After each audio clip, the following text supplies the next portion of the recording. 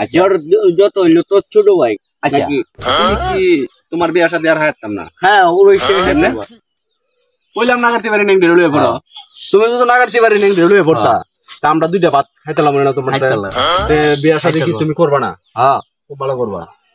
এই দেই সময় পাইলে আর নাগারতি বাড়ি নেং ঢেলুয়ে পড়ি নেংটি পরে 8-10 কেজি চাউল পা। একটা ট্যাং নাই, ট্যাং নাই সমস্যা নাই, তুমি মেয়েটার কথাটা দোয়া দিলা। আমরা তো শুরু পারবো, আমরা তো আর বেশি কিছু করতে পারি না না তুমি তো দাড়ি মোছ হয়ে গেছে গা, শেষ বয়স।